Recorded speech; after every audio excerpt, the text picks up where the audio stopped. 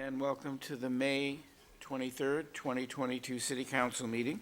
I'll now call the meeting to order. In remembrance of the victims of the recent tragedy in Laguna Woods on May 15, 2022, I'd like to ask everyone for a moment of silence, please.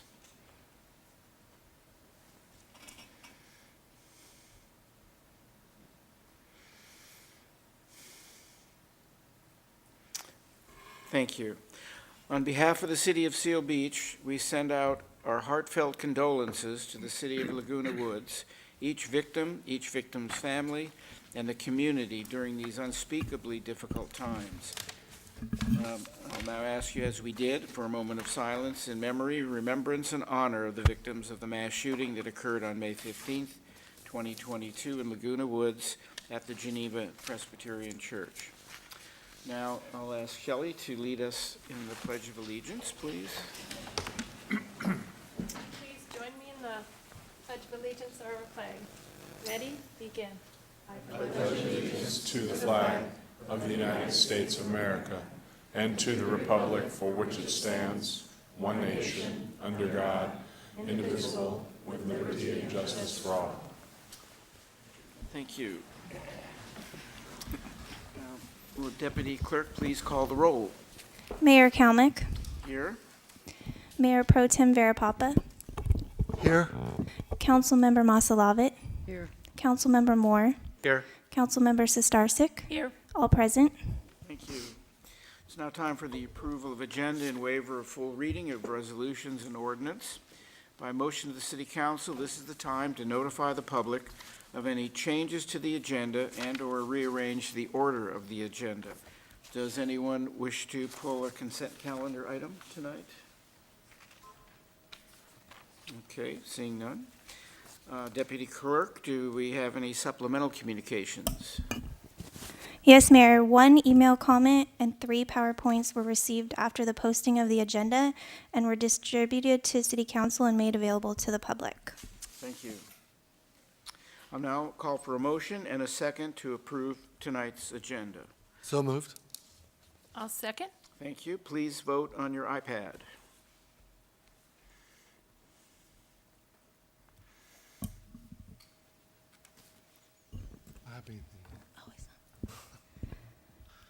Mayor Pro Tem Verapapa, how do you vote?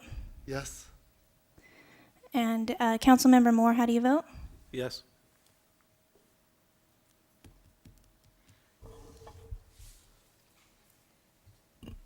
That passes. Motion 5-0. carries 5-0. Thank you.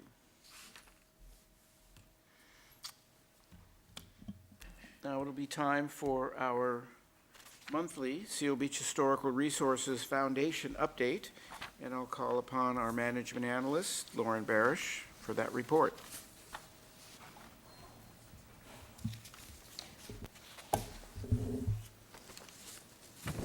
Good evening, just waiting for the PowerPoint here.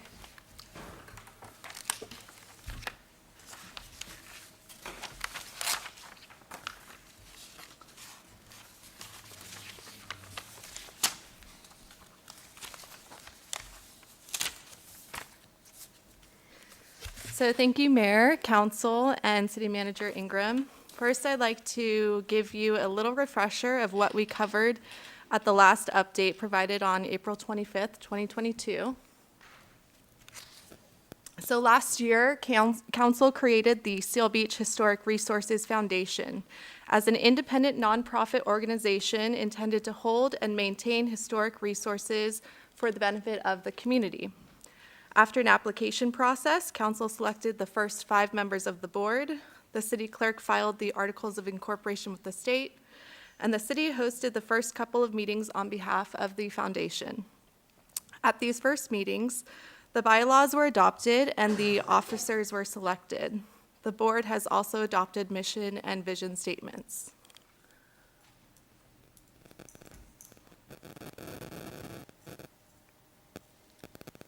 Okay, so as a result of the discussions at our April board meetings, Deb Matchin, the president, and I have been working together to get the foundation off the ground. And this is my role as a city advisor to the foundation. So Deb and I met with Patrick Gallegos, our assistant city manager, and Elena Huang, our finance manager, to understand what would need to occur for the foundation to be able to make a grant request from the city. Providing seed funding was an original goal of council when establishing the foundation. And I'm proud to say that Deb and I have made significant progress since our last update. So our first goal was to complete all paperwork required. So when starting a new nonprofit, there's a lot of paperwork required with both the Internal Revenue Service and the California Secretary of State. So we submitted our employer identification number, the EIN, and the Form 1023-EZ to apply for the 501c3 nonprofit status. We're awaiting additional information about that. Secondly, with the Secretary of State, the city clerk had filed the initial articles of incorporation, but we needed to transfer ownership of the online account from the city clerk to Deb, which we completed, and we also sent in an updated statement of information that was required. I thought Deb would appreciate this photo. So our second goal was to establish the initial accounts needed by a new organization. And here's what we got done. So we went to the bank, and Deb opened an account at Chase Bank.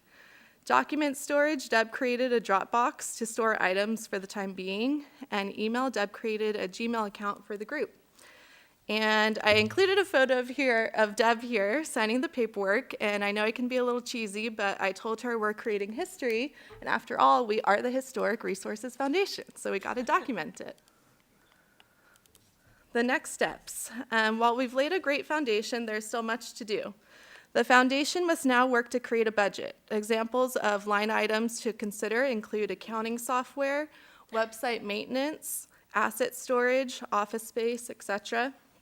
And once the foundation is prepared to make a grant request, I will generate a staff report for council about options regarding funding. The foundation will also move forward with closing out initial projects like receiving nonprofit status and building a website. I know the board is eager to begin engaging the community and hosting events. The next board meeting will occur tomorrow evening, and instead of twice a month, meetings now occur once a month on the fourth Tuesdays of the month at the Senior Center. At this point, I'd like to call on Deb Matchin to give some brief remarks.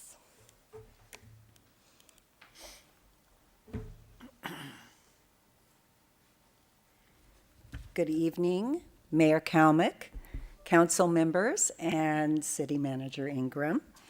I'm here tonight mainly just to thank you all for forming the Seal Beach Historic Resources Foundation and appointing myself and the other 4 directors as its founding members.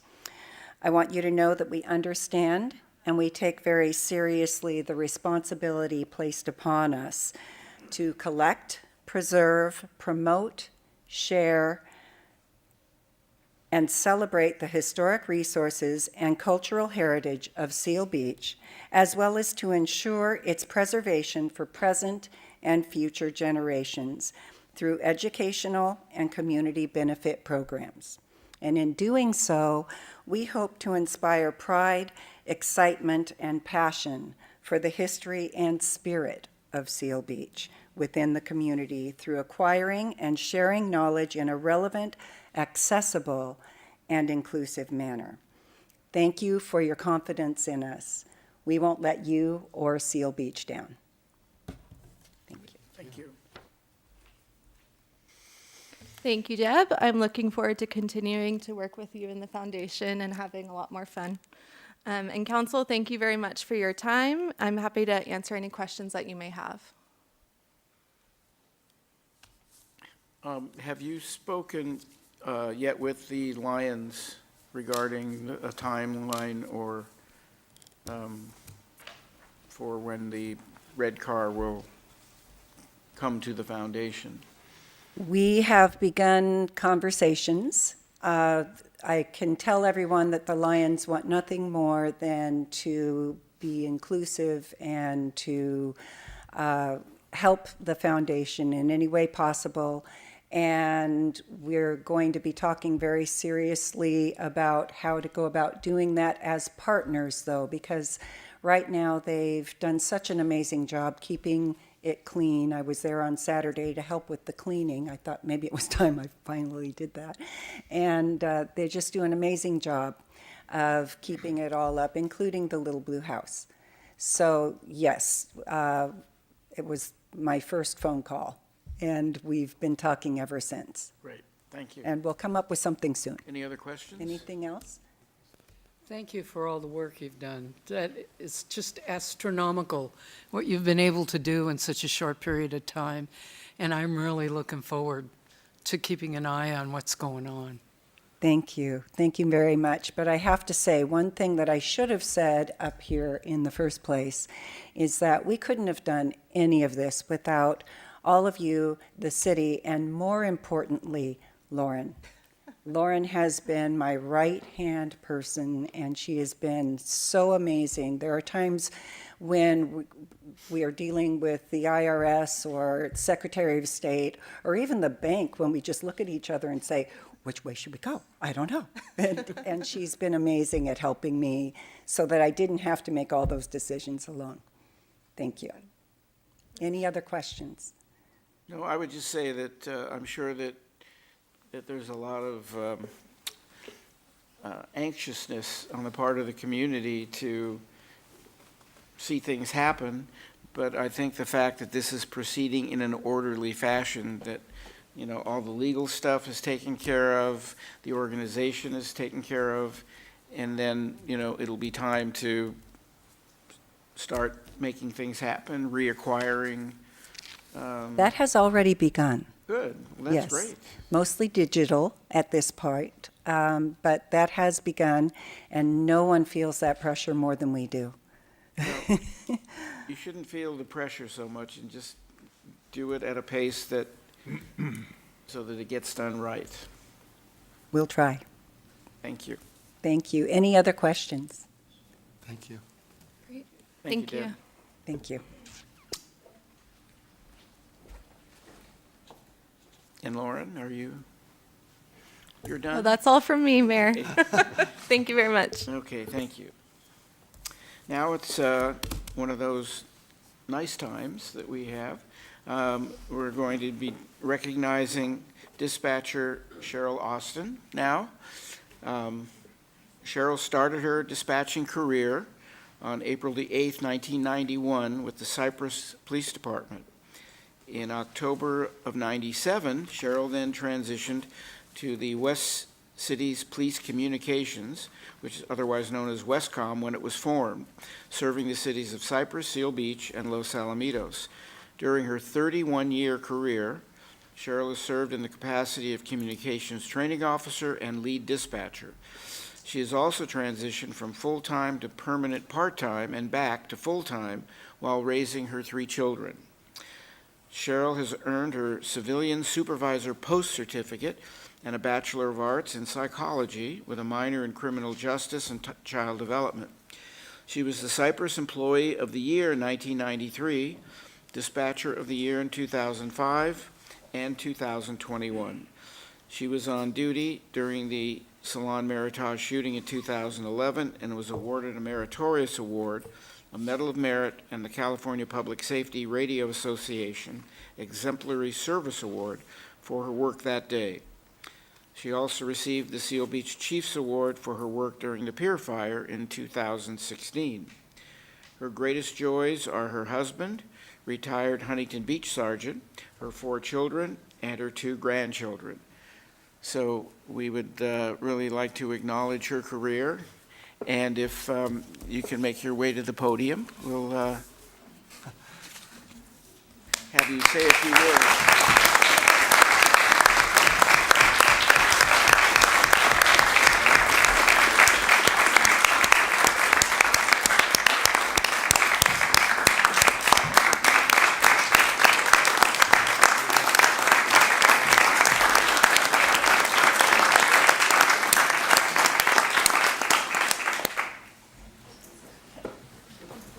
I really don't have anything to say. It's been a great career and wonderful officers that I've worked with, Cypress, Los Alamitos, Seal Beach, and the Orange County Park Rangers, and I was happy to serve this city.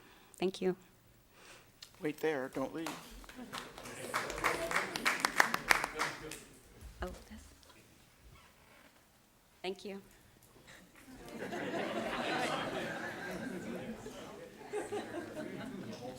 there's more stuff. Yes, this is, first of all, this is presented to you by the city of Seal Beach, one of our, you get enough of these and you can do your patio. And then, excuse me, this is a certificate from Janet Wynn, our state senator. A certificate of recognition, which will then turn around and let everybody else see it. Oh, sorry. Yeah, you hold that up.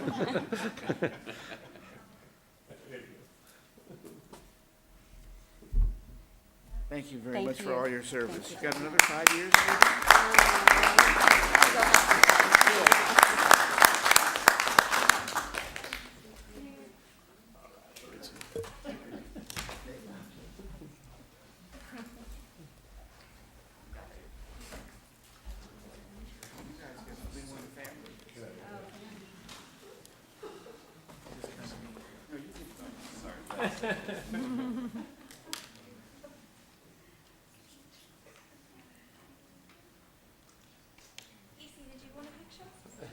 Oh, yeah, can we, with all, what's your? You got Wisconsin there?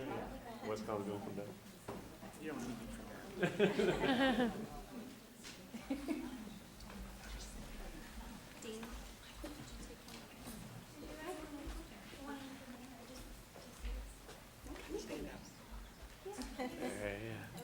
Come on, come on. One, two, three. All right.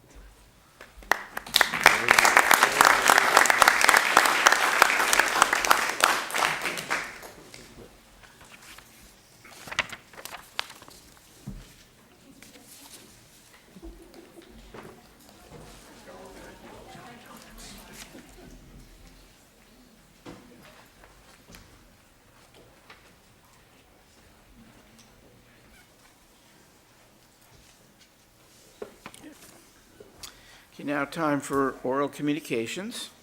At this time, members of the public may address the council regarding any items within the subject matter jurisdiction of the city council. Pursuant to the Brown Act, the council cannot discuss or take action on any items not on the agenda unless authorized by law. Matters not on the agenda may, at the council's discretion, be referred to the city manager and placed on a future agenda. Those members of the public wishing to speak are asked to come forward to the microphone and state their name for the record. All speakers will be limited to a period of 5 minutes. Speakers must address their comments only to the mayor and entire city council and not to any individual member of staff or the audience. Any documents for review should be presented to the city clerk for distribution. Does anyone wish to come forward and speak?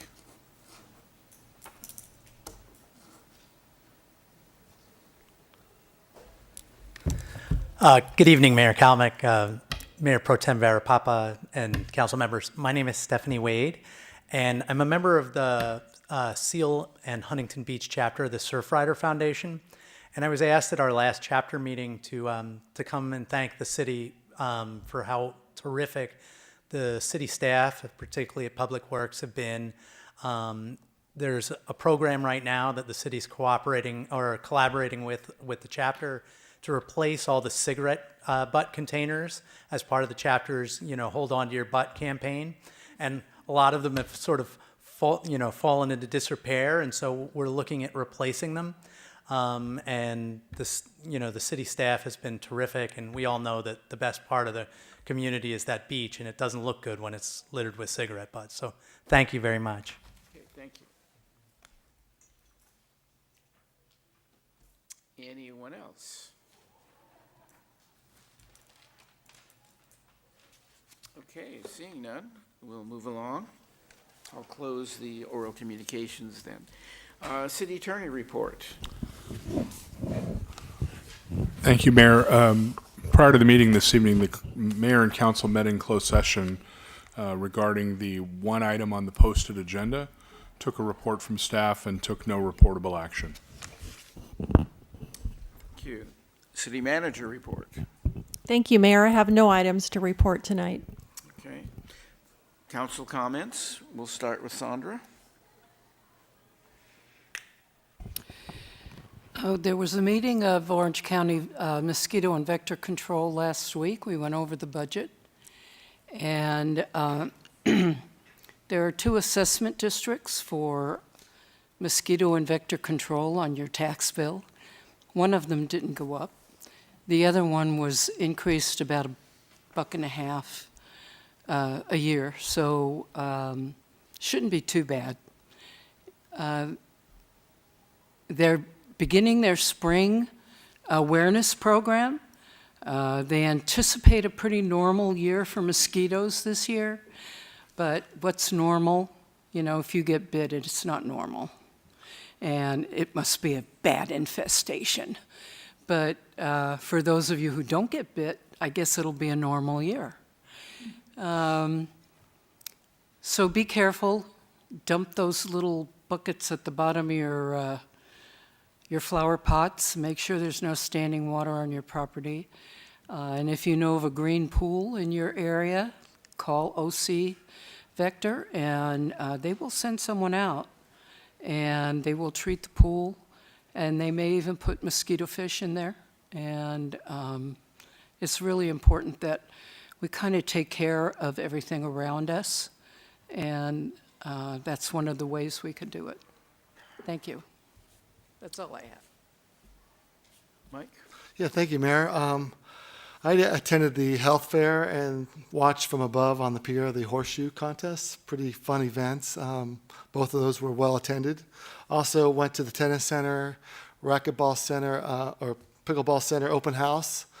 Great event. City did a great job presenting the facility and what's to come in the future there. Also represented the city with the Los Alamitos Unified School District and City of Seal Beach working group meeting, and that was really informative too. Thank you. Okay. Tom? Yeah, just a few things. On June 8th, I'm going to be at a Coffee with a Cop. It'll be at the Pete's Coffee at 5:30 p.m. And then on June 11th, there'll be a summer kickoff in College Park West. There'll be a movie night. And then there'll be a bouncy house with the Lions will be serving hot dogs and hamburgers and a dessert table. It'll be at 6:30 on June 11th. And that's all I have.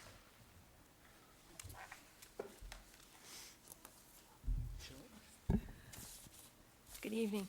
I also attended the Los Alamitos Unified School District Working Group. I attended a tour of OC Sanitation District Plant Number 1, and I attended a groundbreaking of the solar energy project that the Joint Forces Training Base is starting. It will provide energy to our local grid, and the microgrid will provide energy in case of outage or disaster to the base to allow them to go on and function. And I have a little plaque keepsake from that event for the city. I'll give it to the city clerk. Thank you. Great. I attended a ceremony called The Best and the Brave at Orange County Fire Authority headquarters, where they honored many firefighters for various categories, Firefighter of the Year. They showed some incidents that the firefighters responded to. That was it was a great program. I mean, it was very enlightening, and you know, the families and so forth that were there, you know, had a great time in watching their, you know, sons and daughters honored for it, and it was quite a nice event. I also attended the Health Expo at Eisenhower Park. I mean, it was amazing. The turnout was just great, and people were, you know, circulating, and we had OCFA Engine 44 was there, and we had police department representatives, and city staff was there almost the whole day, and talked to a lot of people. Then on Sunday, I went to the open house at the tennis center, which also was great. I mean, so many people had signed up in advance, which is usually, something that, you plan for, and then nobody signs up, and then everybody shows up. But it seemed like everybody that came up to the entry table had signed up with whole families. And I think, we'll be looking forward to the remodeling project there. And this will become, I think, a much improved and a really vibrant tennis and pickleball center. And I just want to announce, so make sure that people have the opportunity to know, that I'm going to be hosting a District 1 Town Hall meeting on Wednesday, June the 1st, here in the chambers, comfortable seats. It'll be me and a table. There's no agenda, and I'm just here to answer questions and let folks know what I know that's going on. And so I invite everybody to attend. It'll be from 6 o'clock p.m. to 8:30 p.m. So it should be plenty of time to, have dinner and then come down, or whatever you'd like to do. And so that's all of my comments. Okay, so now we have council items. And this is going to be a city council resolution supporting the Care Court program and pending legislation. And this is to adopt Resolution 7293 in support of the pending legislation, which is SB 1338 Care Court, which would get people with mental health and substance abuse disorders the support that they need. And we'll have Chief Phil Gonchak be the lead on giving us this report.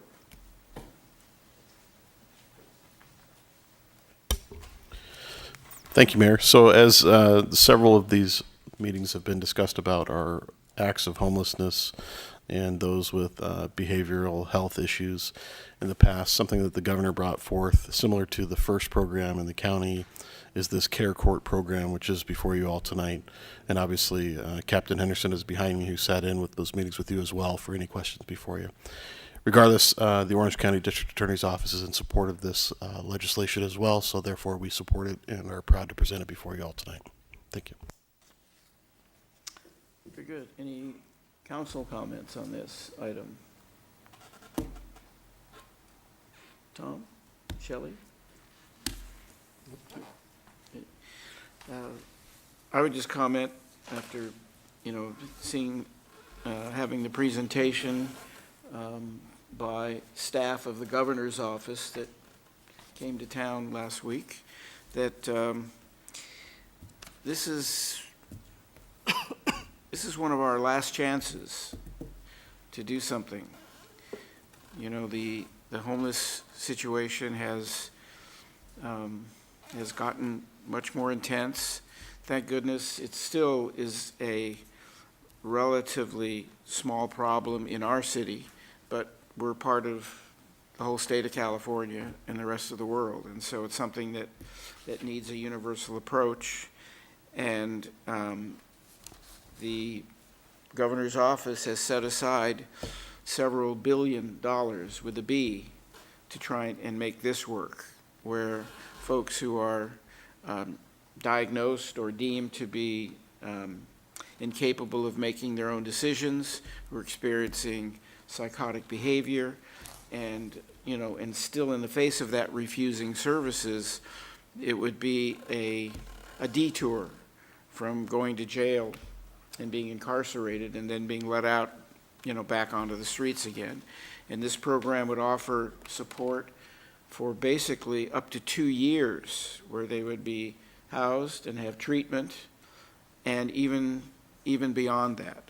So I think it's something that, regardless of your politics or regardless of how you believe we should deal with the homeless situation, this is a concrete step that has promise if we can make it work.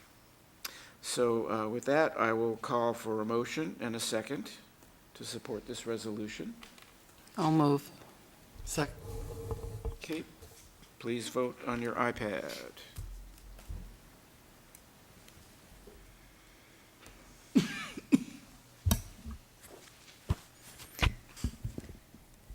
Mayor Pro Tem Vera Papa, how do you vote? Yes.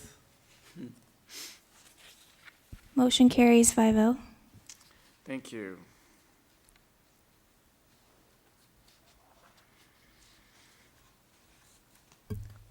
Okay, next is the consent calendar. Items on the consent calendar are considered to be routine and are enacted by a single motion, with the exception of items that were removed by council members, and none were. So I'll call for a motion and a second to approve the consent calendar. I move we approve this consent calendar. Second. Thank you. Please vote on your iPad. Oh, it did it.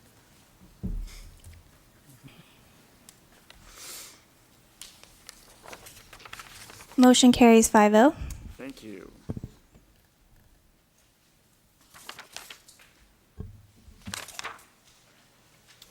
All right, so that covers everything. Next, we're going to have a public hearing, and this is with regard to the 2020 Water Storage Contingency Plan and introduction of Water Shortage Contingency Response Ordinance. And we'll call upon our Acting Public Works Director, Iris Lee. Thank you, Honorable Mayor, members of the City Council, City Manager Ingram, and members of the public. The item before you tonight is to consider the 2020 Water Shortage Contingency Plan amendment and the introduction of the Water Shortage Contingency Response Ordinance. So, as you may recall, the 2020 Water Shortage Contingency Plan was previously adopted on June 14th of 2021. This was in response to the state legislation requirement to have this water shortage contingency plan as part of a standalone document for urban water management plan. So we went ahead and introduced that back in June of 2021, and this is to actually provide a roadmap for future water reliability, and the contingency plan was to provide a roadmap to create specific actions to identify and respond to water supply shortages, such as a drought, climate changes, or any catastrophic event. Having this already in place will allow the city to more effectively identify and efficiently implement any predetermined steps to manage water shortages. The key elements, just as a quick recap, of this water shortage contingency plan is water supply reliability, assessment, shortage levels, and the associated response actions, communication protocols, compliance procedures, and monitoring compliances. So one would ask, if we already have a water shortage contingency plan in place, why are we doing an amendment? So, and this is primarily to align our city's water shortage contingency plan with the California Department of Water Resources predetermined levels. So currently, our existing city's water shortage contingency plan, I'm getting tongue-tied right now, has 3 defined levels, and this corresponds to our Seal Beach Municipal Code, Section 9.35, Title Water and Water Conservation. As you can see, our 3 levels corresponds to 20% demand reduction at each level. And it's not that these levels don't prescribe water conservation measures. However, it doesn't provide a one-to-one correlation with what DWR currently has. And what they do have is a level 0, which we call permanent measure, and 6 corresponding levels. So in efforts to have that correlation with regional and statewide definitions, staff is recommending to adopt the amendment for the water shortage contingency plan. As part of this new DWR shortage levels that we're proposing, there's level 0, which is the permanent measures, which we'll go over some samples in just a little bit, and 6 shortage levels. Each level is up to a 10% target reduction. So for example, level 1, we're talking about from 0 to 10%. Level 2 is from 11% to 20%, and so on. As you would expect, as each level increases, so is the demand reduction to ensure health and safety. So moving on to the correspondence proposed ordinance 1695 water shortage contingency response ordinance. Per the Water Code 10632A6, the city has defined customer compliance, enforcement, appeal, and exemption procedures as defined in the city's municipal code. These procedures are currently included in our Seal Beach Municipal Code 935, which is titled Water and Water Conservation, and we're proposing tonight to introduce Chapter 9.37, which is going to be titled Water Shortage Contingency Response Ordinance. And in short, what Chapter 9.37 is doing is carving out that section of water conservation that we previously had in, or we currently have in 9.35, and focusing a new chapter on water response and provides implementation measures per our water shortage contingency plan that we're also proposing tonight.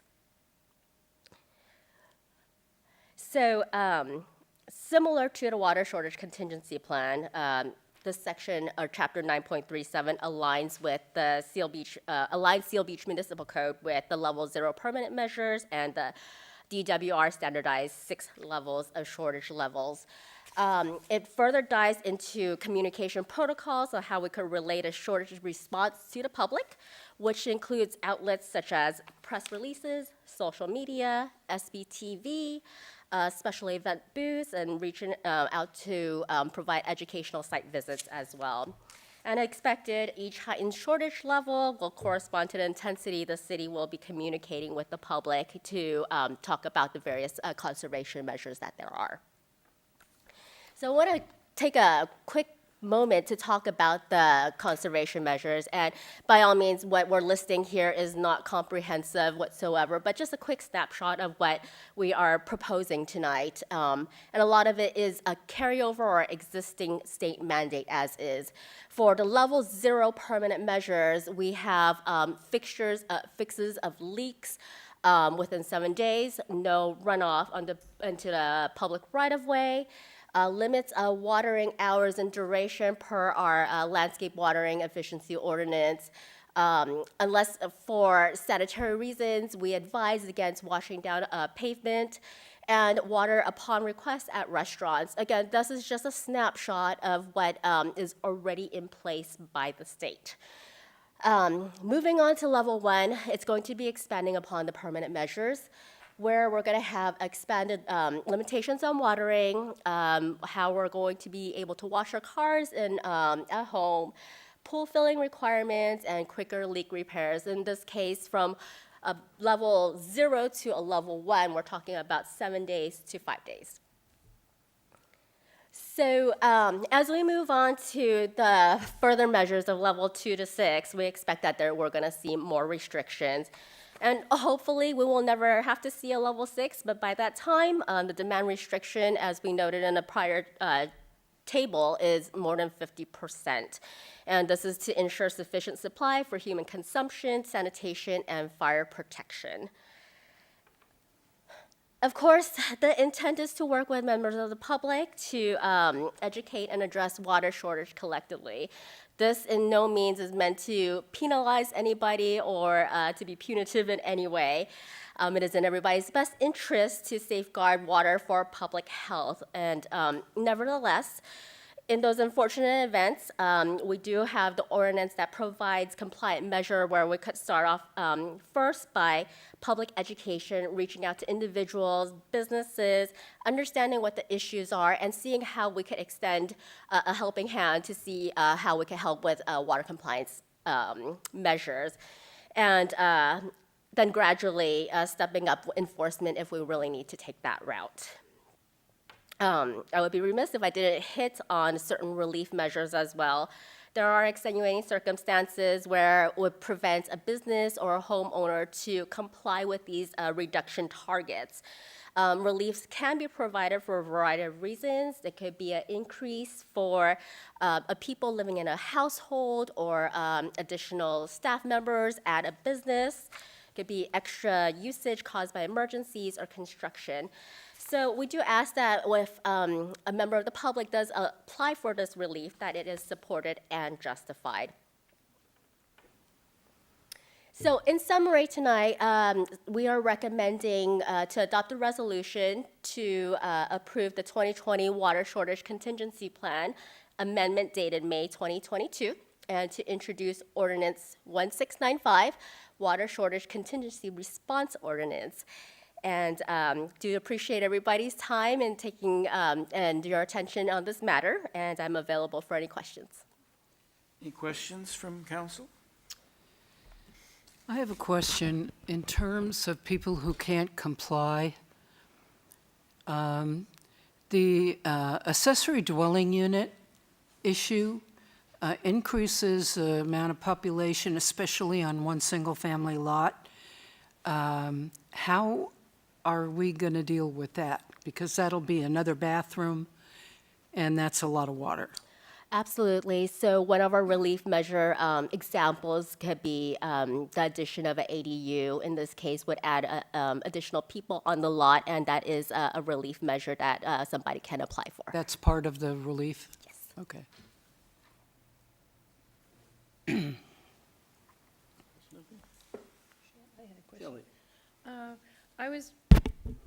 I was reading about the addition of 2 permanent water conservation measures, no irrigation of turf on the medians. I thought that was already in place. That is already in place, and furthermore, as some of you may have been following, that the state board is going to be considering a resolution tomorrow at their board meeting to talk about I guess, restriction of watering in non-functional turf in the area as well. So we are monitoring that very closely. There is a very close definition or a well-defined definition of what is non-functional ornamental turf. Okay, and I also saw that they had a maybe restriction, no landscape watering within 48 hours of measurable precipitation. I had a resident that actually contacted me just a week or so ago talking about these special timers that you could put on your irrigation controls that hook up to the internet, and it actually tells your system that it's rained or that it's sunny or whatever. And she said they only cost about $100, and some people can DIY it. So anyway, she was very much recommending those and hoping that the city would be in support of, just trying to cut down on irrigation that way, unnecessary irrigation. Absolutely. I have one of those at home, and they work great, great. and it makes it very easy. Yes. Thank you very much. Thank you. Yeah, how soon do you anticipate doing some educational outreach? We do anticipate as soon as the ordinance does get adopted that we will start rolling out our educational outreach. Okay, When can we, I'm sorry. that's okay. Okay. When can we anticipate the ordinance? Absolutely. So tonight is going to be the first introduction, and we're going to do the second reading at our next council meeting, and then 30 days after that. Okay. And how do you anticipate that we're like recommending a certain level, or?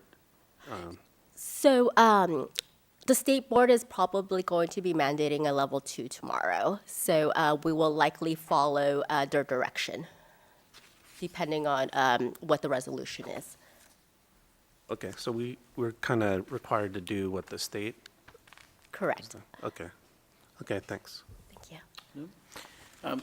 With regard to enforcement at whatever level, advice or more than advice, who amongst our staff is going to be responsible for the enforcement? So we currently have a consultant on board, John Hunter and Associates, that was brought on board a number of years ago to do water conservation measures. They also do NPDES and WQMP enforcement for us as well. We have been in contact with them, and they are ready to start educational pieces as soon as we tell them to. And will the enforcement be by complaint? We will try to be as proactive as possible. However, there are limitations of how being able to patrol the whole city. So we will do a combination of both being proactive and monitoring the city, and then receiving phone calls from various members of the public as well. Neighbors. Okay, thank you. Any other questions? Okay, then I'll open the public hearing. So anyone that wishes to comment on this item? Seeing none, I will close the public hearing, and last chance for questions from council. Seeing none, I'll call for a motion and a second for this item. I will make a motion to approve. Thank you. Second? Second. Okay, please vote on your iPad.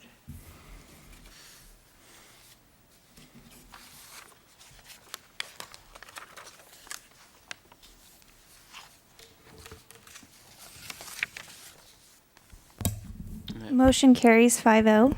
Thank you very much. I'll just read the title, Mayor. It's ordinance number 1695, an ordinance of the City of Seal Beach, amending the Seal Beach Municipal Code by revising and supplementing the city's water conservation provisions. Thank you. Next item is item O, Street Lighting Assessment Plan, District Number 1. That the City Council adopt Resolution 7291, confirming the diagram assessment and levying assessments for the Seal Beach Street Lighting Assessment District 1 for fiscal year 2022 and 2023. And we'll have our Finance Director, Sherry Johnson, present this. Good evening, Mayor and council members. Thank you. This public hearing is for the acceptance of the annual levy of assessments for the street lighting district and the related costs. This year's estimated costs include $195,000 in electrical and $9,500 in assessment engineering costs. The offset of property taxes at $140,980 will need to be further subsidized by a general fund transfer of $63,520. As you know, to reduce or further eliminate the general fund subsidy, the levy would, and increase the levy, would need to go to a vote of the citizens under Prop 218. Any questions? Okay. Take any questions from council? Nope. Nope. Okay, then I'll open the public hearing. And I'll close the public hearing. And no other additional questions, and I'll call for a motion and a second for this Move. item. Please vote on your iPad, or after we get a motion and a second. Oh, I moved, yeah. Good, thank you.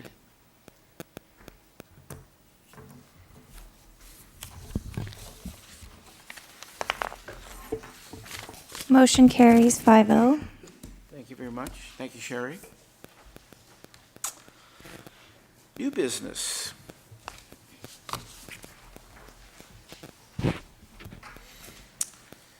This is item P, and it regards to our animal control services recommendation for the city of Seal Beach. And this will be presented by Captain Michael Henderson.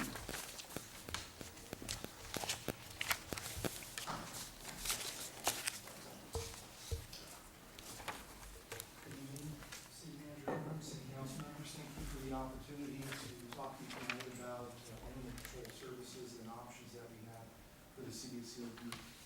I'll be presenting you tonight with three options for animal control services, and we'll do a good answer all the questions. Before we get started, this is a picture of my dog.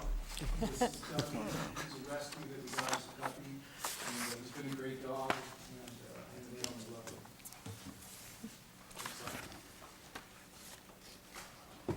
So for the benefit of those who may not fully know what animal control does or understand it, animal control is an essential service for government. It's necessary in all municipalities to have a robust animal control service function. Animal control enforces the laws and municipal codes related to animal care and welfare. They issue citations for animal welfare violations. take care of licensing, pet ownership, and permits for dog park use.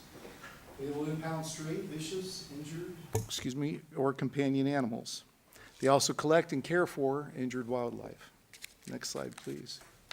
A big part of what animal control does is the licensing function. I'll get a little bit more into that later in the presentation, but suffice it to say, licensing is necessary for compliance of animal ownership within a municipality, particularly with dogs. It helps track for rabies vaccinations and ensure that animals are properly cared for and getting the health care that they need. Revenue from licensing supports animal care programs and animal control, and it is the greatest point of contact that city government will have with animal owners as part of the animal control program. Next slide, please. So why are we here tonight? So for at least the last 10 years, the city of Long Beach has provided animal control services for the city of Seal Beach through contract care. The past fiscal year, 2021 and 2022, yes, for the past fiscal year, cost of animal care and control services was about $175,000. They've notified us that costs will be increasing over the next 2 fiscal years. So in an effort to be proactive, we have researched some options for City Council to consider tonight because of the projected cost increases. We know that for the coming fiscal year, costs will increase to about $256,000, and then a projected increase of $355,000 for the following year, which would essentially double what we're currently paying. Next slide, please. So this notice of increase in costs prompted city staff, police department, myself in particular, to research animal control services and what other municipalities do, and candidly what they pay for these services. Up here you'll see a non-scientific survey of what costs are for animal control for various municipalities in Orange County. It is difficult to make a direct comparison for the city of Seal Beach to any particular city. I would say some of the ones that are closer are La Habra and Laguna Beach. And as you can see, there's a wide range of costs, but costs for animal control are not insignificant and have been rising. Next slide, please. So in reviewing the Long Beach animal care contract, I conducted an audit of the services that they've performed and found that they have been providing the services that we ask for within the contract that generally related to animal care and control. Besides licensing, call response, enforcement, and sheltering, they also work with the Seal Beach Animal Care and Control Center. And through that relationship, the Seal Beach Animal Care Center receives about $10,000 a year to accept dogs and cats collected within the city of Seal Beach. Long Beach also handles call response for us, and they're generally on call. Whenever we ask them to come out, they will respond. Next slide, please. As part of this audit, I looked at all of the calls for service within the calendar year of 2021, and you can see the call volume. It averages out to about a call and a half a day for animal care. So that could be any number of different calls. And next slide, please. You'll see that there's a wide variety of calls that animal control officers from Long Beach responded to in 2021. Besides the obvious stray dogs and cats, there were some animal neglect investigations, some bite investigations with quarantine, and quarantine does not always necessarily mean putting the dog in a shelter. Sometimes quarantine means keeping the dog in the house and then conducting follow-up checks. A number of different wild animal calls, and that turns out to be actually the majority of animal care calls that Seal Beach generates. And then some other calls. There was a distressed sea lion, which you may have seen on the police department Instagram account, and various other interesting calls. Additionally, animal control responds when the police department is called, and if there's an animal in possession of a criminal offender, they'll take the dog or animal into custody. Next slide. Additionally, as part of, yes, sir. Just a quick question. The contract with Long Beach, is that for 24/7 coverage? It is, but I would say that generally they were a response only. When we need them, they will come, and we found that not always with the greatest sense of urgency. So we've, in reviewing those calls, anecdotally, I've found that there has been some delayed response times, but they are 24/7 coverage. Okay, what about regular patrolling? They will, again, they come on call, but I've not, in my audit of calls, I did not see, although it's difficult to tell, but I know that for the most part, the patrolling occurs when we ask them to patrol. Otherwise, they don't do necessarily routine patrolling of. I've not seen that, and I was not able to glean that from the audit. We did ask other animal control providers if they would be willing to put forth proposals to provide services for Seal Beach. We contacted the County of Orange, County of Los Angeles, and the Southeast Area Animal Control District. All of those agencies at this time are not accepting new contracts. Generally, what I was told was that they are at capacity. They simply don't have the room or the ability to accept new contracts at this time. There was one agency, next slide please, that was able to provide a proposal for services, and that's the City of Westminster. Several years ago, the City of Westminster created their own animal care and control function.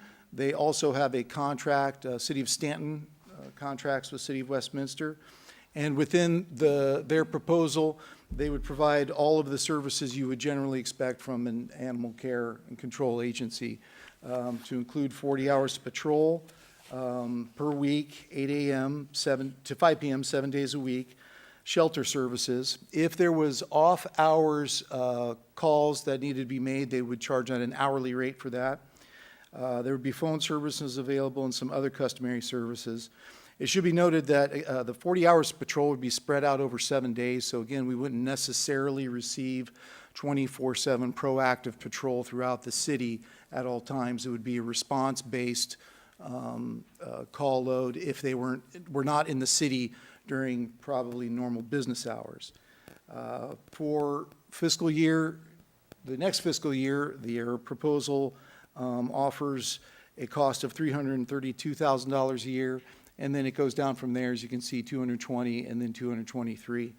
The primary reason for that first year being more than the other years is the cost of an animal care truck and some other miscellaneous items that would need to be purchased. Next slide, please.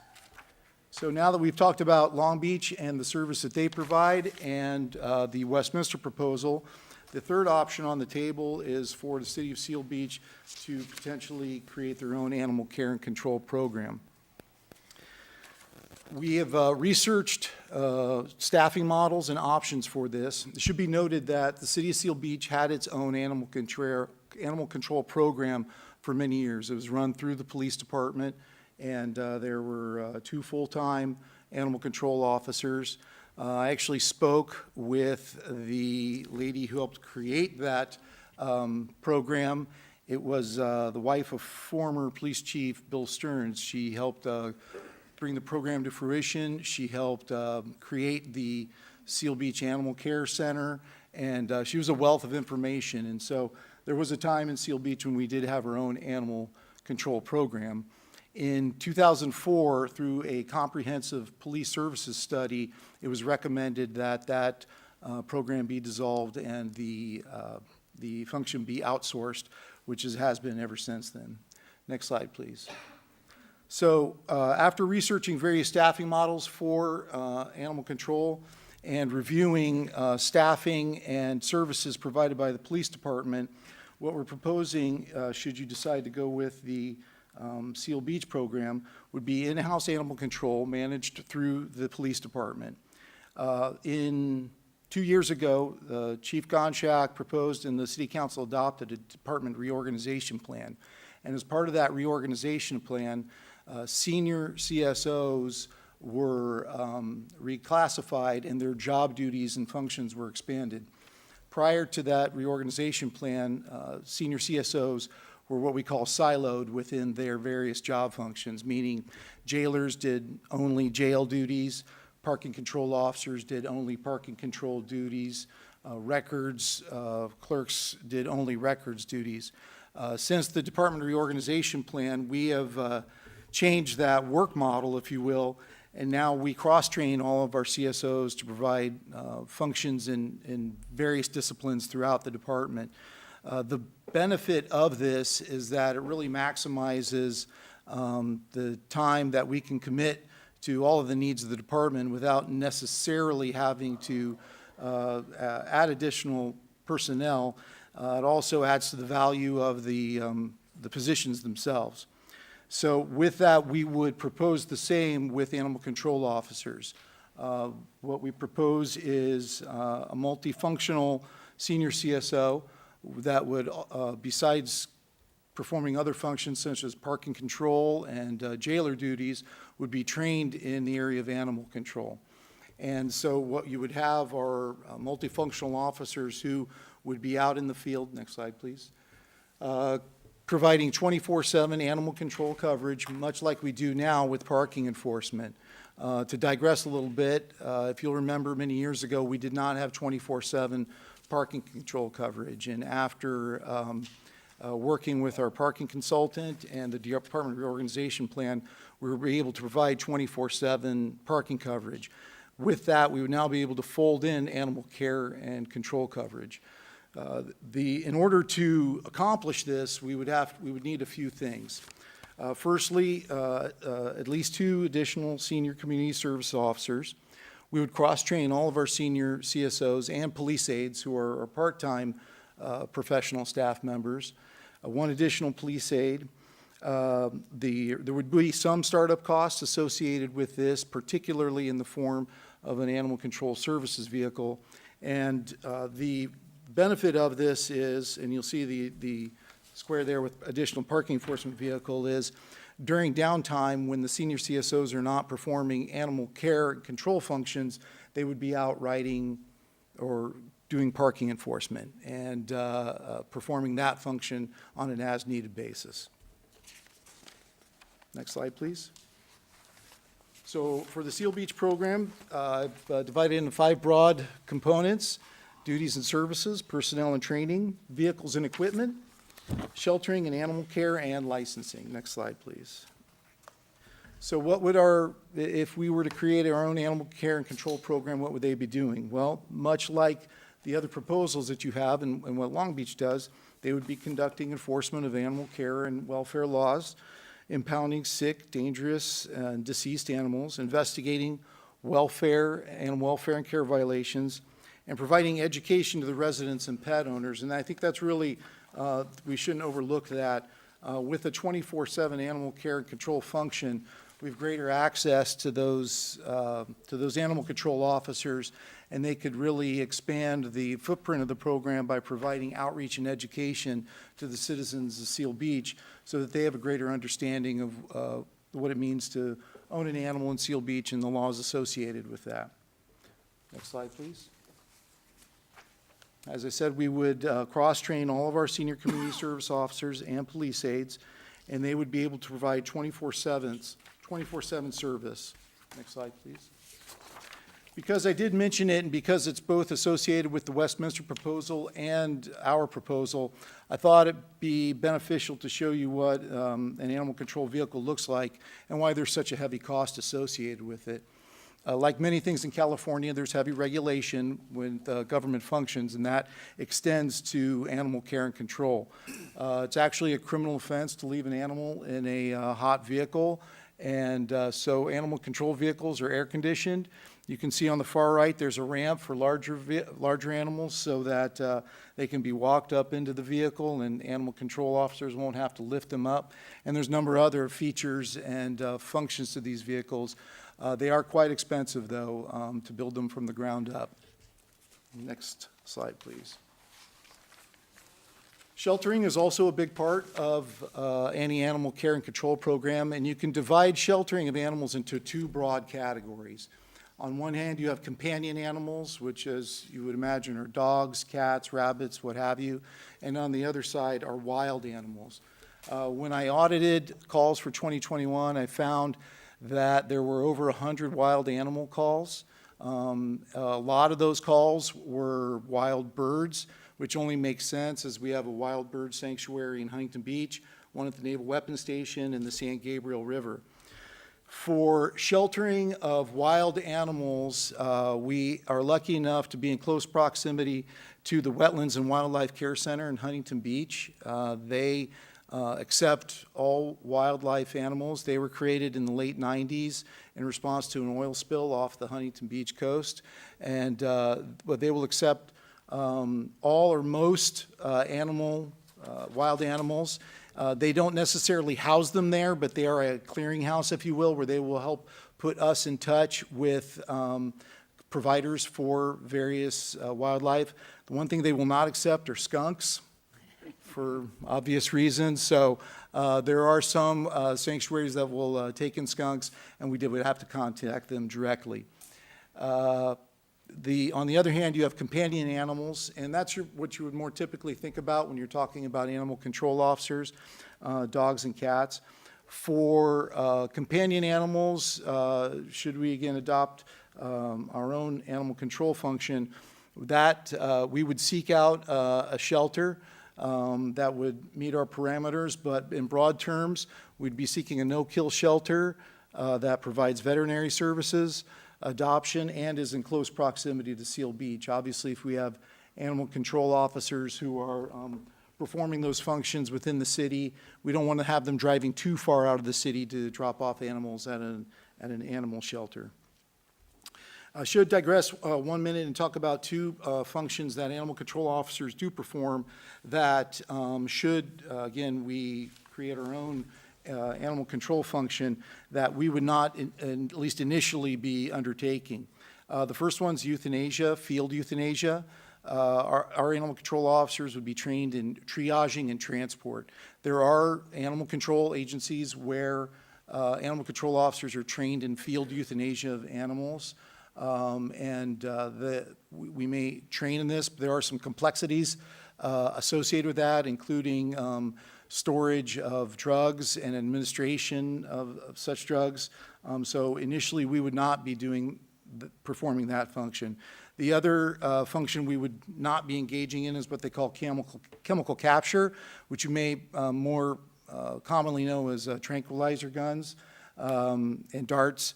I had a long conversation with our state Fish and Game, and there's really only a couple of instances when that might be necessary. That would be for bears and mountain lions. While I'm aware of the mountain lion that was captured in Newport Beach, it should be noted that mountain lion was collared and being tracked. So it was not necessarily the same as a fully wild mountain lion. And I'm told by Fish and Game that there are no bears south of the 10 freeway, so I will hold them to that. Next slide, please. I said we would talk a little bit about licensing, and licensing is an important function of animal control, and as I said, is probably the most significant interaction that government will have with an animal owner. I've looked at several different models for licensing. Licensing for software for pet licensing can be quite expensive. It also would take away from the staffing model that we've developed, where our goal is to have animal control officers in the field as much as possible, performing field functions. If as an animal care agency you're performing your own licensing function, then you're going to be engaging in a lot of administrative work, including front desk work, mailing out notices, and dealing with those types of things. And while those are important, that is part of an animal care program that can be outsourced. I found this company. It's used by Newport Beach, Laguna Beach, San Clemente, and Garden Grove. It's called Pet Data. And as the slide says, it's a one-stop shop for all your licensing needs. They do mail, website, and in-person licensing. They only charge when the license is issued, not on an à la carte basis on a per step of the process. So once the license is actually issued, they charge a flat fee, and then the city can charge what they deem appropriate to the fee schedule for overall licensing. They will assist in the tracking of rabies vaccinations, and then they issue the tag. There's a whole host of other duties that they perform, but in terms of the staffing model that we're proposing, we really feel that automating licensing and simplifying it through an outsource is really our best option. Last slide. So within the staff report, there's a much more in-depth cost analysis, but I wanted to provide this slide for you so that you'd have an opportunity to really see in clear terms as possible the three different proposals and what the potential cost is for each proposal. If you look in the third column at the Seal Beach program, there is initial costs for the animal control truck, some equipping and training needs. However, what we found through our parking consultant is that with the addition of those 2 additional senior CSOs and police aid, there would be a revenue offset through parking enforcement that would lower the overall costs of the program. And with that, I'm available to take any questions. Last slide, Joe. On the Westminster one, is there a risk of them, if we went with that one, of them increasing the rates like Long Beach? Yes, I would say there is a risk, and that's exactly what's occurred with Long Beach. In talking with Long Beach and asking why their costs went up, one of their observations is that the cost of animal care is just simply rising. Additionally, if you go with a no-kill shelter, which would be our goal, that means instead of euthanizing animals, you're seeking care to save them and preserve their life. Well, there's a cost associated with that as well. So yeah, I would say there is a potential risk that in the long term, their costs could go up. Okay, and have we gotten a lot of complaints about the Long Beach animal control? Like, how many complaints do we get on the? I don't have a specific count of complaints. I have a lot of anecdotes about poor response time. I know that it can take up to a couple days for them to respond to collect a dead animal. I know that when we, as a police department, have called and asked for service, they will come, but not in as timely a manner as that we would expect or expect the citizens of Seal Beach and the service that they deserve to be provided. So generally speaking, I think that it's been fairly inexpensive for the past few years, but to some degree, we get what we pay for. And does Long Beach know we're looking to change? Yes, I've had several conversations with them. They've been very cooperative. They understand. Candidly, it's their cost increase, so they understand that we have to look at all the options that are available to us as well. What's the reason for them increasing so much? So as I said, and it's related to policy decisions to pursue no-kill shelters. In the past, there's a triaging process where veterinarians would assess the viability of an animal and determine if it could be saved or if euthanizing was a more humane measure. With the no-kill shelter, that shifts that burden to more of trying to save the animal.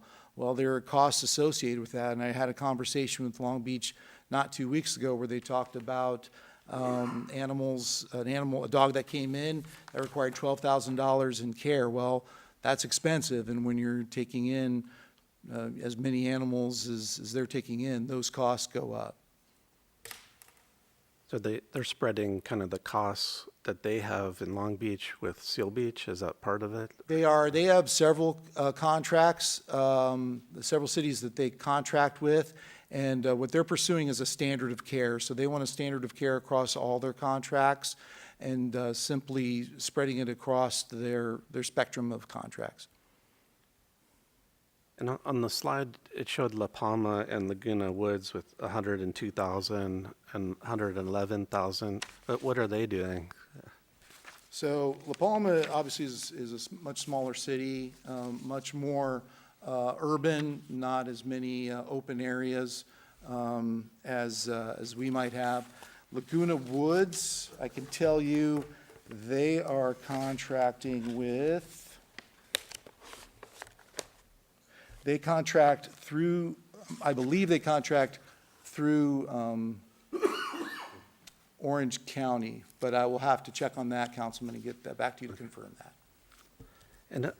And one of the other things I was wondering, like for some of the specialized care, like for a sea lion, is that something that the CSOs will be trained enough to deal with? So they'll be trained in general animal care procedures, but something as specific as that, there are a number of different rescues that will come out and take care of that. In that particular case, we simply monitored the animal, make sure it wasn't being bothered by passerbys, and there was a sea lion rescue that actually came and collected the animal and will care for it and then release it humanely at a later time. And for your proposal has 2 CSOs and 1, I guess, business manager?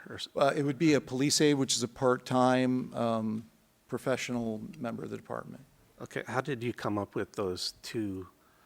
What was the reasoning to have 2 positions for that? So what we looked at was providing first 24/7 coverage.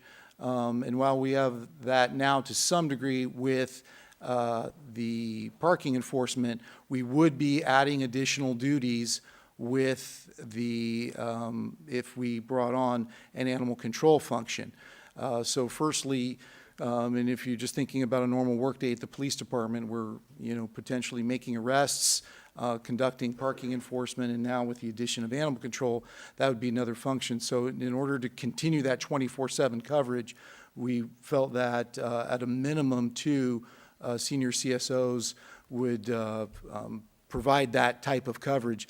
Additionally, in order to keep the overall costs of the program manageable, the additional CSO would generate revenue to offset the outlay that we would have to do in personnel costs.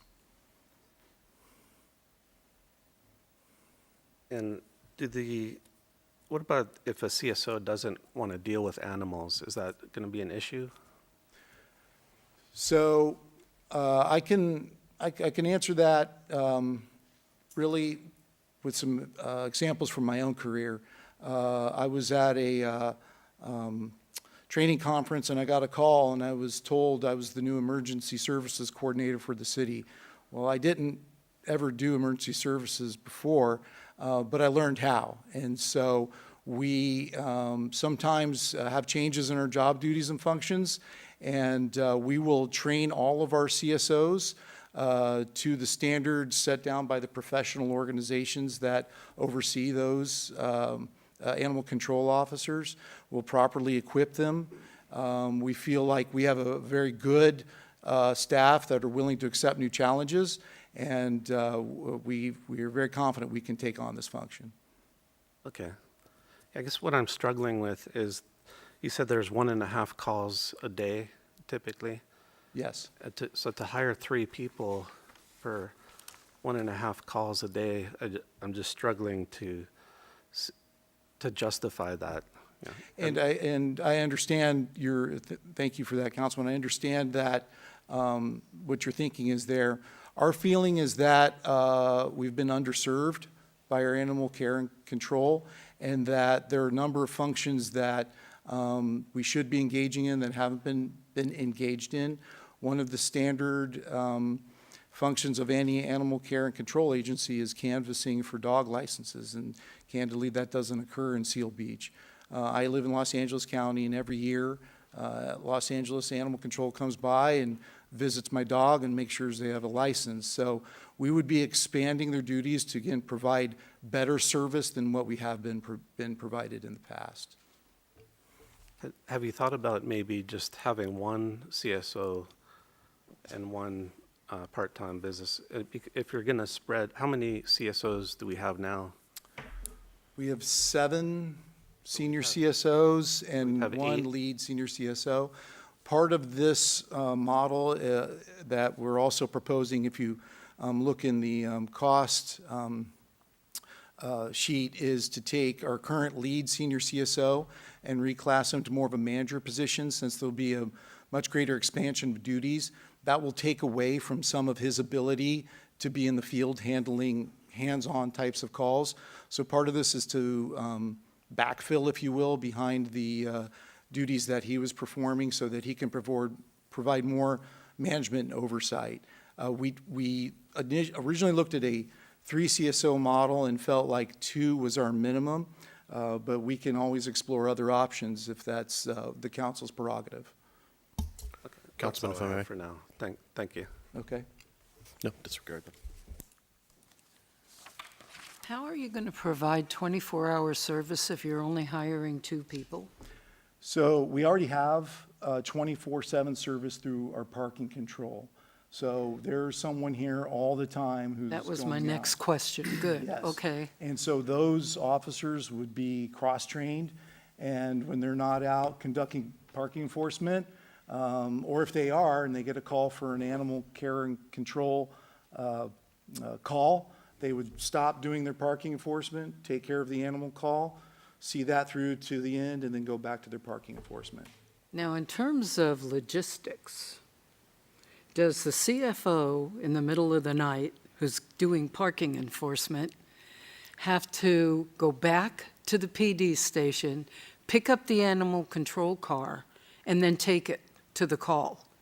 So the goal with the animal control truck would have that essentially be out and about 24 hours a day. So right now during the week, you'll probably see at least 2 or 3 of our parking control officers out. They're in the smaller cars.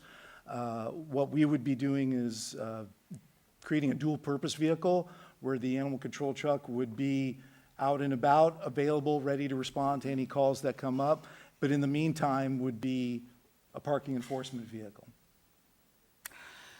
Oh, so if I had a house, they'd come to my house and give me a parking ticket in the animal control truck? Correct. Okay. Maybe I had too much to drink that night or something. Councilmember, if I may. I think another missing portion of this really quickly, if we're going to talk about enforcement, is that this mainly in the very beginning stages, when it relates to staffing models particularly, is about education more than it is enforcement. For example, right now when we get a call of a dog off leash on the beach, if I were to make a call to Long Beach Animal Control to respond to that dog off leash, I would almost guarantee everything in my wallet that it would take them an inordinate amount of time to respond. So much so that that dog would no longer be on the beach, nor would it ever be seen again by the time that they had gotten here. So I think what we're looking at when it comes to why we're asking for additional staffing measures of just maybe more than one part-time and 1 full-time is that education component is truly what's been missing in this community for not just a couple years, but for decades. And what happens is, and I've talked to the mayor about this a number of times, is when we have a senior CSO or part-time or full-time police aide driving in that Seal Beach Animal Control vehicle, it shows that we actually care about the community's animals, not so much care about the revenue piece or the enforcement piece, but so much so that we're actually providing information that's necessary about why it's not safe for you to walk your dog in the middle of the beach on a summer packed day, especially if it's not a calm dog or people are scared of dogs. So that missing piece of what we're trying to get at with education component is profound in these first couple of years, that just the city of Long Beach and a number of these other different other participating agencies that gave us bids or RFPs are truly missing in their component. And we're lucky enough to have a prior member of the City of Westminster on our staff that can attest to some of the difficult challenges that they've had over there at their city with their animal control services. And then our personal experience with the City of Long Beach. As much as I love being a resident in that city, I'm not a profound component or proponent of their animal control program. So, speaking on my previous history there. Hope that answers your question. I have another question, and I'm really concerned about the no-kill shelter. It's really a hollow, empty hole. I mean, it's, where are we going to find a no-kill shelter that we could rent or, pay for services? Thank you for the question, Councilmember Maslavat. So should we adopt a animal control function of our own, we would create an RFP, and there are a number of shelters in the immediate area that are no-kill shelters. There's one in Westminster, there's one in Huntington Beach, but we would go out for RFP and find one that would provide what we need to provide, and there are some available. I hate to say this in public, but what about the shelter that is down the street from the PD? I know it's a volunteer organization, and their primary function is adoption. But is there some way that can be, not converted totally, but combined with the no-kill shelter, the type that we need? They are a no-kill shelter, and I had a very nice meeting with them and talked to them, told them what we were looking at. Right now, they accept dogs and cats, but no other types of companion animals. We would need that just in case we get a rabbit or a guinea pig or something like that. Depending on what council chooses to do here tonight, I've let them know that we would be going to RFP and asking them if they would like to do that. I think it's would be really nice if we could do that and keep it in-house and keep it within the city. Wouldn't that be convenient? But I also understand that they have limitations that they have to work through, and my hope is that we can work through those. I'm hoping you can, because I think it would be cost efficient, to say nothing, but the convenience of having it here, instead of having to go to Huntington or Westminster or wherever we find one, that having it here physically is much to our benefit rather than detriment. So I completely agree. Yeah, if there's some way, I don't know. I know it's all volunteer and they've got their way of doing things, but, maybe there's some way that we can make it work.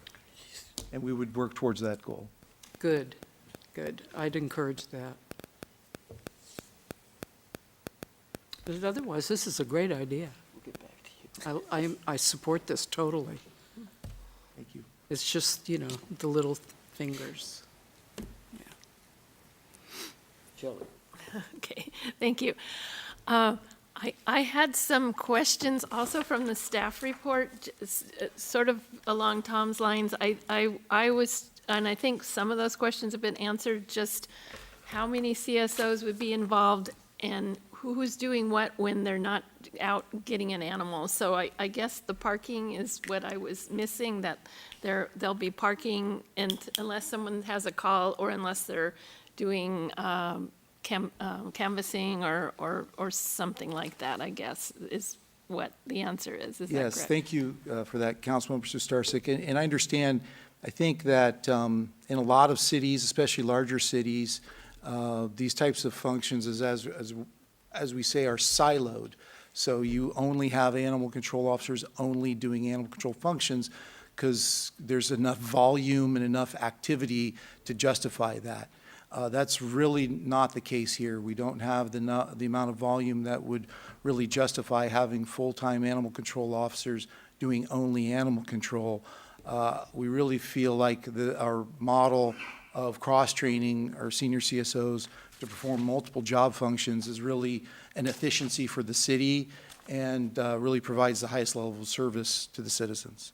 So that senior CSO will be kind of a manager, and so one of the new hires is a backfill and the other is an additional animal control officer or additional, primarily focused on animal control, or just another Multifunctional senior CSO. Okay, okay.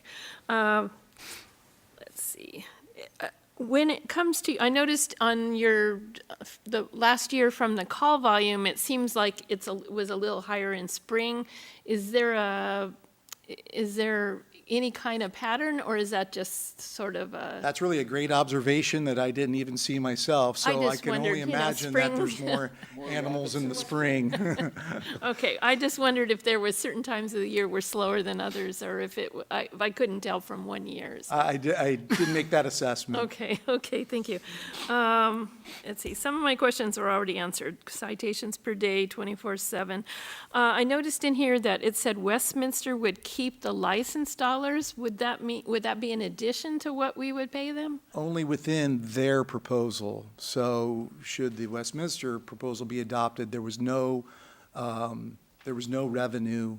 The city would not be seeing any revenue from that. Currently, with the Long Beach contract, for the last 3 years, it's been about an average of about $53,000 a year in revenue. That's primarily from licensing, although I think there's probably some citation revenue in there as well.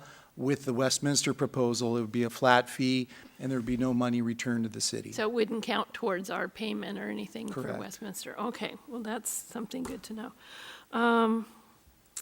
Just train parking. Okay.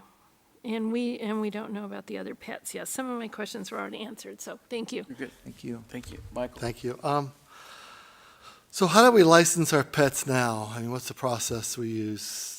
So Technically. now, pets are licensed through the city of Long Beach. It's about $60 for a dog, and you'll get, well, the chief is a dog owner, and he can speak to that. But right now, you contact City of Long Beach and go through, you can either go with them directly, they mail a notice for your license, and you pay it and receive your license in the mail or in person. So you don't have to go there to show them your dog or cat or? You can, but you have to show proof of rabies vaccination. Okay. And then you how get would, your animal license. how would we do it then? What's your proposal? So we would do the same thing. In person? In person would be an option, but you could also do it by email. You could do it through the mail. We would potentially, we could set up clinics for various parts of the city where it'd be like a dog licensing day. But that would be part of the outreach function and an additional duty that the senior CSOs would take on. What pets need a license? A dog needs a license. What about a cat? Cat doesn't. Just a need dog? license. Correct. We just have to leash our cats. So how often is the patrolling currently? Do you know what Long Beach is providing? They patrol on an as-needed basis when we ask, which generally is in response to either the police department or the city staff being contacted to make a complaint about dogs off leash on the beach. I've not, in my assessment, was not able to tell if they've been doing any proactive policing, but I can tell you in the years that I've been here, I've not seen them doing proactive patrol. And how would the patrol go in your proposal? Would it be like So it daily, weekly, hourly?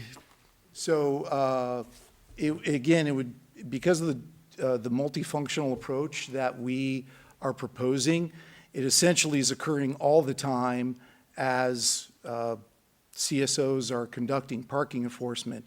If they see a dog off leash, then they can take action on that. We would also be detailing them to some of the areas of the city that need additional coverage. Arbor Dog Park, we would be up there providing education and outreach to the dog owners there. Same for the beach and for the Zoder Park as well. So basically in the parking patrolling, they could do the dog thing, and the dog thing, they could do the parking patrolling? I mean, Exactly. can I have What do two you need? hats? Snow cones? Two hats. What? They can have snow cones. and whatever you need. Do you have a goal for the call volume that you would anticipate, or? No, we don't have a hard goal for that. Our goal is to improve service overall for animal control to the city. We really feel like there's some room there to improve services. Right. Now, we always talk a lot about staffing and how hard it is to get staffing. How do you guarantee, I mean, I guess you can't guarantee, but how do you know that you're going to have the bodies to do that? Because it's not, it's kind of a specialized job. It's not, you know, how do you do that if you don't, I mean, if you don't have the people right now, you have to hire new people or additional people. It's hard to get additional people. There's a lot of competition out there. There is, and thank you for the question, Councilman Barapapa. So we did look at a model of police aides, which are essentially part-timers. That's an entry-level position, and that is a position that we're always struggling to fill. We have some, but those are entry-level jobs, and that type of applicant is looking for perhaps a career in law enforcement, so they're looking to come into that job and then move on to other things. Our senior CSOs tend to be tenured employees who are here for the long term. Most of our senior CSOs have been here multiple years, so we felt like it was more beneficial to make that investment in that job description since they're already cross-trained as jailers, which is an extensive training program in and of itself. They go to an academy to become jailers. Evidence and property control, records, clerks, and other functions. So we're willing to make those investments in the senior CSO job description because it's candidly a good job. It's a well-paying job, and we retain those employees for a long time. And is there additional training? You talked about that. Is that like 10 hours that they need to go online, or they go somewhere for training? Or There is additional how many training. hours would that be? Do you know offhand? 2019, the state of California passed a law about standards for animal control officers. Interestingly, it's a voluntary, but we would be working to train our animal control officers to the goals set by the professional organizations. It's an 80-hour training course, and within that, they would be trained in all aspects of humanely dealing with wild animals, companion animals, as well as other aspects, including animal diseases, laws associated with search and seizure, and those types of things. So our goal would be to the highest level of standards that the professional organizations that oversee code enforcement and animal control set. Okay. So walk me through the 24-hour service. It's 2 o'clock in the morning. My dog's barking at a raccoon. Sure. I pick up the phone. I call a hotline. I call the cell guy. That's You the would call the cell police number? department. Police department. Non-emergency line. Right. If it's not an emergency. And West City's Police Communications would dispatch our senior CSO, who at that time would be working in parking enforcement capacity, and they would set aside their parking enforcement functions and respond to your call for service as quickly as possible. 2 o'clock in the morning, 2 he'd come o'clock out in the morning, and if there's a be there in dog 30 barking. minutes. Is there a response time that you have? Pardon me? Is there a response time goal that you have? Like, We always strive to get there as quickly as possible. I mean, it's only an animal. It's There's not like not a lot of traffic on the road at that time of day, so we would get there as quickly as possible and then address the complaint. At that time of night, you can be anywhere in the city in 10 minutes. So, but I would say that they would already be out in the field, and they would stop what they were doing and immediately respond to that call. So you showed the vehicle. It seems very intricate. I mean, for 1.5 calls a day. I mean, how many compartments are in that thing? I mean, do you ever fill it up, or? There's multiple compartments. Is it? So Can you just get a van with a cage in it and call it a day, or? So how's that? as I said, in the state of California, there's a lot of regulation in just about everything we do. And that also extends to animal care and control. Those compartments have to be, some have to be stainless steel so that they're cleaned easily.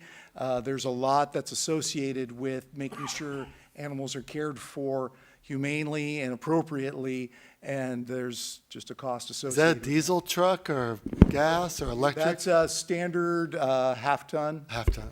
It's a Tesla all-electric vehicle. Prototype as we speak. I vote for that. Councilman Verapapa, if I Autonomous may, driving.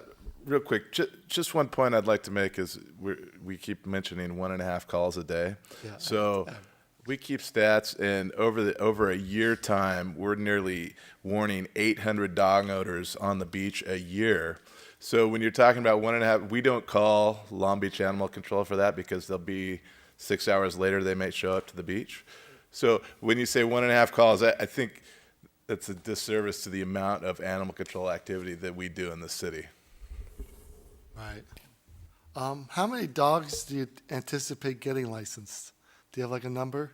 I asked for the current list from Long Beach, and there were about 1,700 dog licenses. We also feel like that with more education and outreach, we would probably see a little bit of an increase in that. So I would say at a minimum, 1,500 to 1,700 dog licenses are what Long Beach is issuing right now. Is that a yearly license? Yes. And does Westminster provide 24/7 service? They provide 40 hours a week over 7 days, and if we need service in the off hours, they will respond on an hourly rate basis of $70 per hour. Right. So again, they would be responding from the city of Westminster to Seal Beach to handle whatever call for service there is. Do you know what the current license fees are now? For the city of Seal Beach? Yeah, for a dog. Yes, I do. So for a dog unaltered, it's $103. For altered, it's $31. There's a senior citizen discount, 65 or older, of 48%. And do the license fees offset the service fees? I'm sorry, I don't know Well, if I understand. yeah, the money that you collect from the licenses, would that go into the budget for our services, the your estimated services, So, to kind of bring yes. that down a little bit? For Or? the past 3 years, we've averaged about $53,000 a year in revenue. The bulk of that is in licensing, and I would expect the same. As you all well know, we're currently in a fee schedule assessment, and so we'll be looking at those fees. I don't think it's a complete offset, but it is a revenue stream for the city. Councilman, if I may. It's what? If I may really quickly talk about revenue being an offsetting, I want to be sure that we provide you with the most accurate amount of information. 40% of Americans own a dog, and right now, if you looked at the city of Seal Beach with 25,000 residents, only 1,700 are reporting the licensing of their dog at home. What I don't want to get into is the amount of dog licensing that would ultimately offset a full-time position of senior CSOs. I think that if we were to approach this from an educational standpoint in the beginning and ultimately come down to an understanding of enforcement is necessary, not just for the purposes of our municipal code, but for more purposes of spreading rabies and things of those diseases in animals, more importantly. But I don't think we'll ever get to a point where you'll see my captain or even me sit here before you and say that these revenues are going to be so profound that they'll offset staffing. Yeah, but I didn't definitely think they assist would. with some of the damage. But I was wondering if that would they go back into this fund or a general fund, I guess? That's up to the finance director, but. It'd be the general fund. I Be would the be general general fund. fund. Huh? General fund, sir. And then, I mean, I definitely see a need for the services. I mean, I called animal control in the past, and it's taken days to get there, or even get through and stuff like that. And I obviously, with all our areas of open space, there's a lot of different critters, so to speak. I think with the cost and the services alone, it makes complete sense. My biggest concern is people are walking in down Bolsa Avenue with a dog on a leash or on the Greenbelt or in the parks and stuff, and I'm sure every little district has their area where they walk the dogs, and all of a sudden they're going to get pulled over. But oh, let me check this guy out. You got a license? You got are you registered? And I mean, I know that's not yeah, If I hear you protocol, but correctly- I mean. Yeah, if I hear you correctly, Councilman, we would not be taking a heavy-handed approach at all. Our goal would be education first, that the license checks generally occur at home and through canvassing, and it would be some time before that function would probably be even up and running. But our goal is education first. We don't look at this as to generate revenue or to take a heavy-handed approach. Our goal is to have humane and care and for the welfare of these animals and make sure that everyone can own animals safely. All right, thank you. Over the years, I've seen our dog population increasing to the point where we're not getting adequate animal care services from the city of Long Beach. I mean, they have demonstrated to us what they're willing to give us for the money that we're paying. We've seen it, and it's totally inadequate. My concern with any proposal by Westminster is that any city that's going into the next fiscal year with a $9 million deficit, I would be a little bit worried about the stability of their ability to provide us with a program.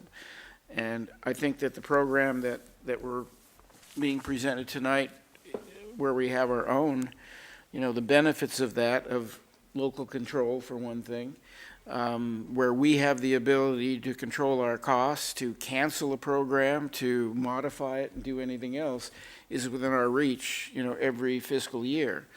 And I think that Captain Henderson has done, a very admirable job in researching this program and all of the other programs to where I feel that having it in-house and on the basis that it's been presented to us tonight is going to give us the best bang for the buck. We absolutely need the services.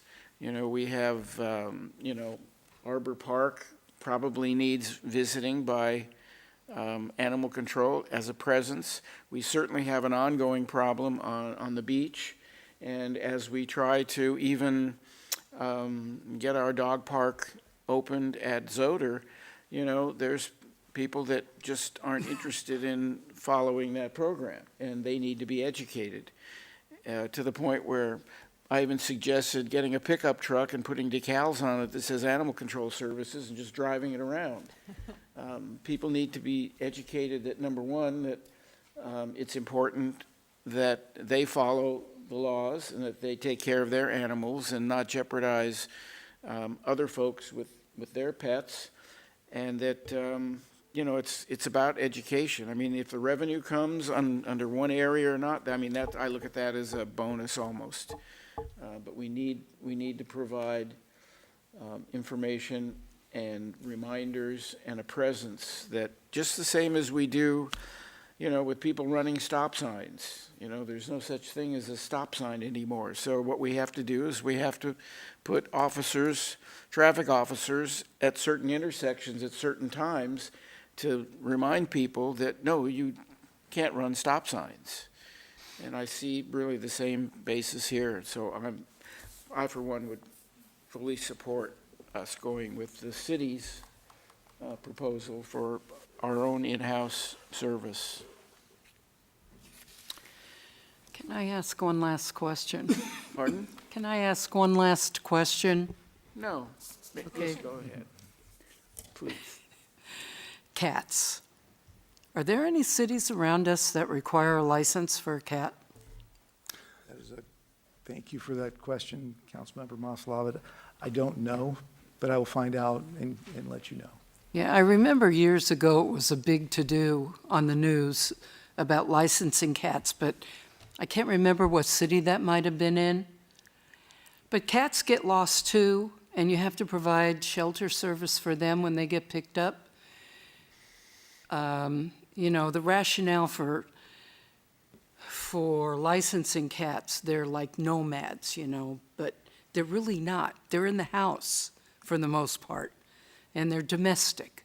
And, when they get out, I've seen cats get out of the apartments in Leisure World that you will never see again because they're gone.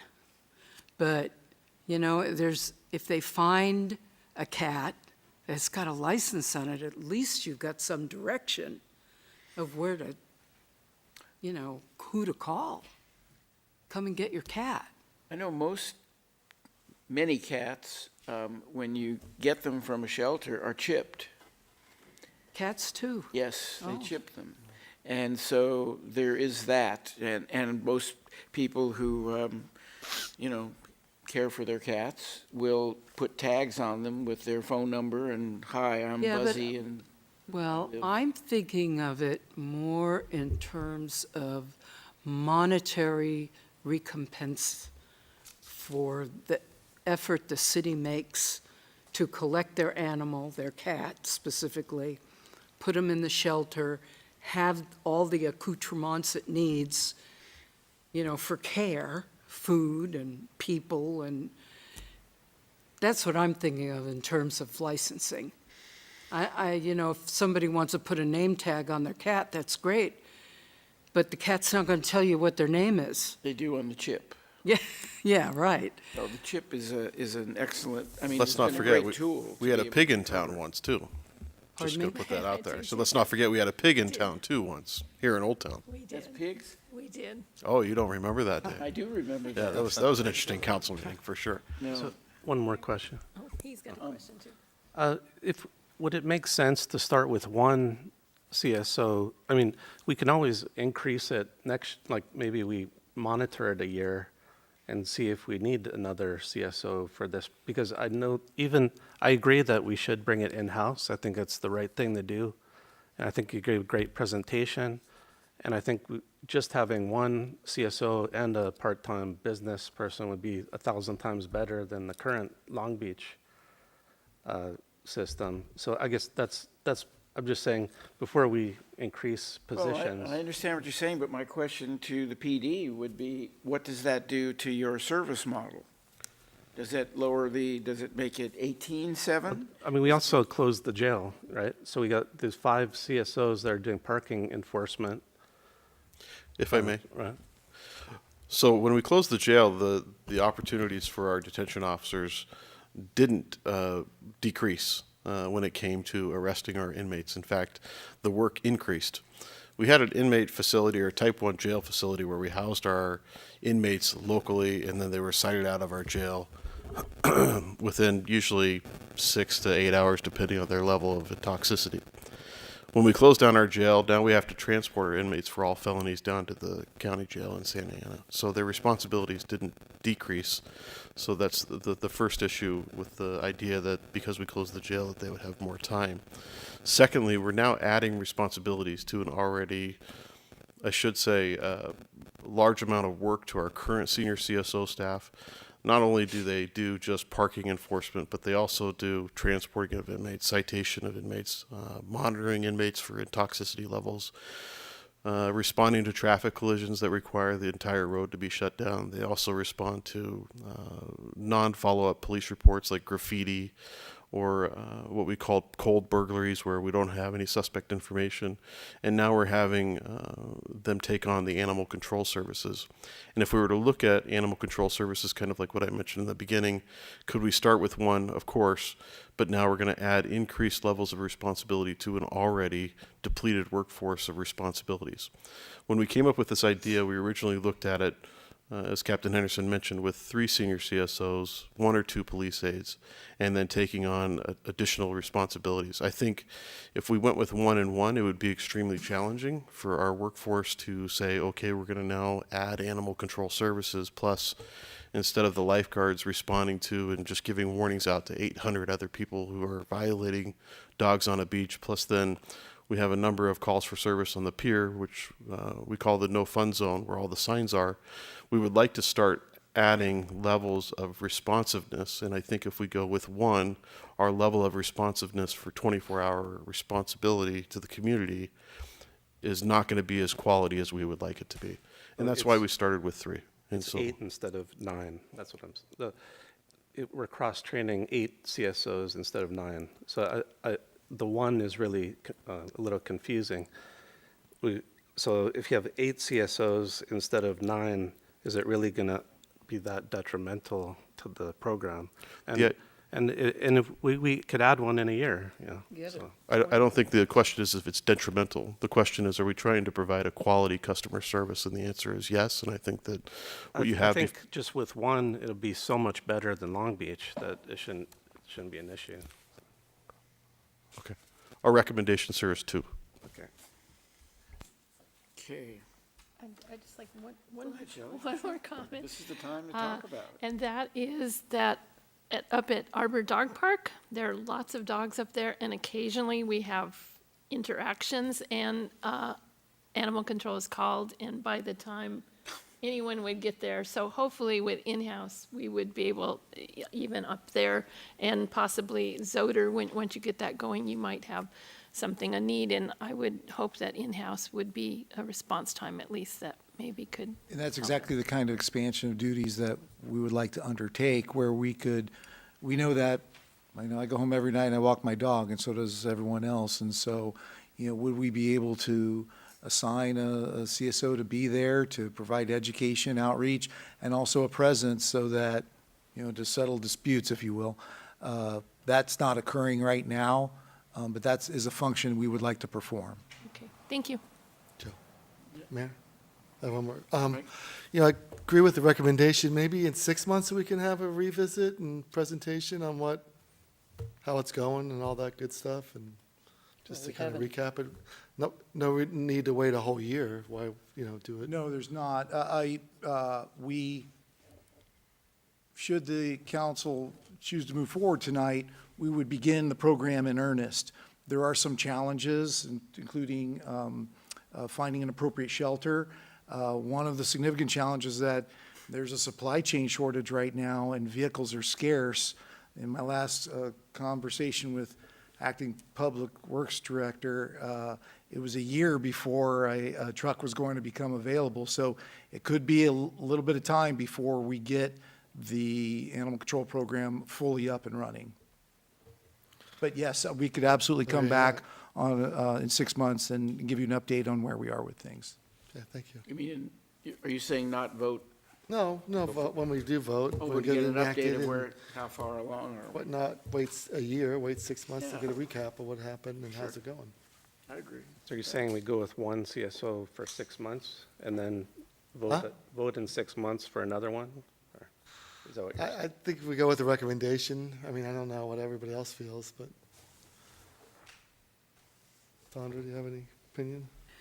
No, we can't start anything without a truck, right?